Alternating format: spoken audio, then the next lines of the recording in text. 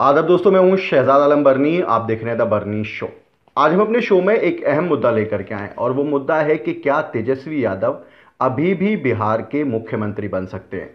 दरअसल ये चर्चाएं सियासी गलियारों में चल रही हैं कि अभी भी तेजस्वी यादव मुख्यमंत्री बन सकते हैं और उसकी वजह बनी तेजस्वी यादव की वो प्रेस कॉन्फ्रेंस, जिसमें तेजस्वी यादव ने कार्यकर्ताओं को संबोधित करते हुए कहा कि आप मायूस ना हो, हम सरकार में आ सकते हैं।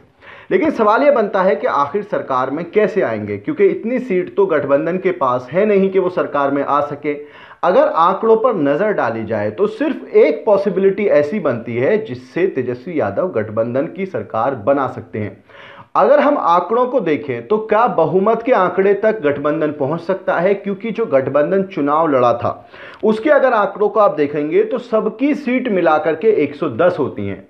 लेकिन उसके बावजूद, क्योंकि बिहार के अंदर 243 सीटें हैं और 243 सीटों पर गठबंधन की सरकार 110 सीटों पर तो बन नहीं सकती, उसके लिए चाहिए 122 सीटें बहुमत हासिल करने के लिए।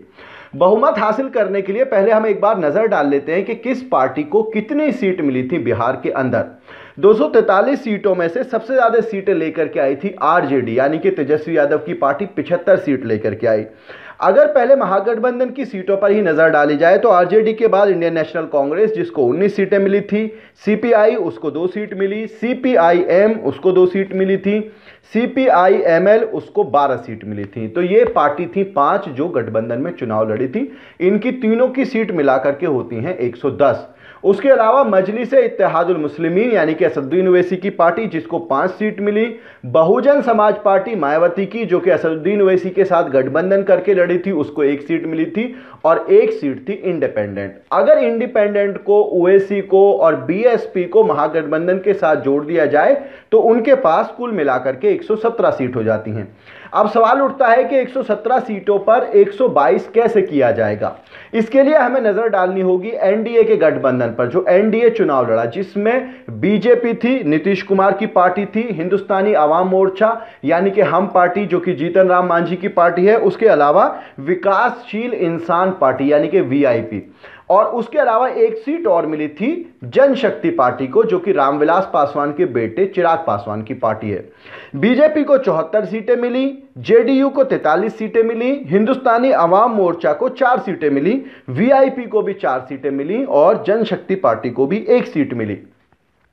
ऐसे में सवाल यह बनता है कि महागठबंधन, ओवैसी, बसपा और इंडिपेंडेंट मिलाकर के 117 होते हैं, लेकिन दूसरी तरफ बीजेपी और जेडीयू जो नीतीश कुमार की पार्टी है, वो दोनों ही सिर्फ 117 पर पहुंच जाते हैं। उसके अलावा 4 सीट हिंदुस्तानी अवाम मोर्चा, 4 सीट विकासशील इंसान पार्टी के पास हैं, यानी कि 8 सीटें हैं जो मिलाकर के अगर हिंदुस्तानी अवाम मोर्चा को जोड़ दिया जाए तो 121 हो जाती हैं एनडीए के पास, और विकासशील इंसान पार्टी जो कि बाकायदा गठबंधन में चुनाव लड़ी थी उसको भी जोड़ दिया जाए तो एनडीए 125 पर पहुंच जाता है। और जनशक्ति पार्टी जो कि विलासराव जो चिराग पासवान की पार्टी थी, उसके पास 1 सीट है, इसी तरह से 126 सीटें हो जाती हैं।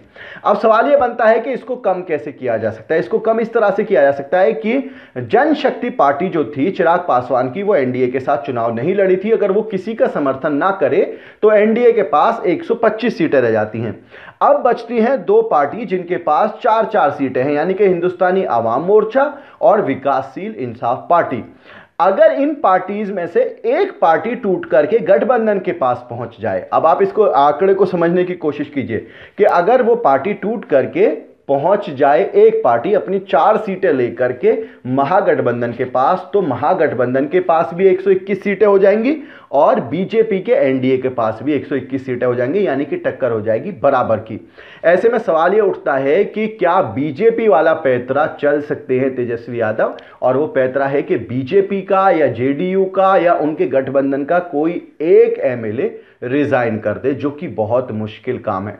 लेकिन जिस तरह से तेजस्वी यादव ने अपनी प्रेस कॉन्फ्रेंस में कार्यकर्ताओं को संबोधित करते हुए कहा था कि हम सरकार में आएंगे, तो सवाल ये उठने लगे थे कि आखिर ऐसा किससे गठजोड़ चल रहा है कि वो सरकार में आ सकते हैं।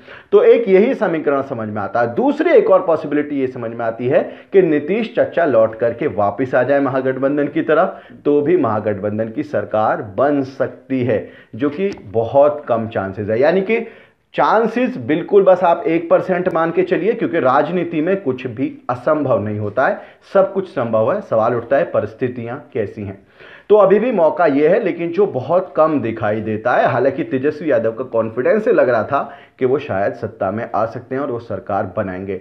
अब ये तो आने वाला समय ही बताएगा कि सरकार किसकी बनेगी और कौन मुख्यमंत्री होगा। लेकिन अगर अभी तक के आंकड़ों को देखा जाए तो अभी तक जो बहुमत है वो एनडीए के पास है। आगे क्या क्या परिस्थिति होंगी वो आने वाला समय बताएगा। आप इस पूरे मामले को किस तरह से देखते हैं, अपनी राय जरूर बताएं। वीडियो के नीचे कमेंट बॉक्स है, उस कमेंट बॉक्स में जाएं, जाकर के अपनी राय हमें जरूर बताएं। आज के इस एपिसोड में इतना ही। हमारी आपसे रिक्वेस्ट है, इस वीडियो को शेयर जरूर करें और हमारे चैनल को सब्सक्राइब जरूर करें। और आप हमें सोशल मीडिया पर यानी कि इंस्टा, ट्विटर और फेसबुक पर फॉलो करने के लिए वीडियो के नीचे जो लिंक्स दिए हुए हैं उन लिंक्स पर जाकर के आप हमें सोशल मीडिया पर फॉलो कर सकते हैं। बहुत बहुत शुक्रिया।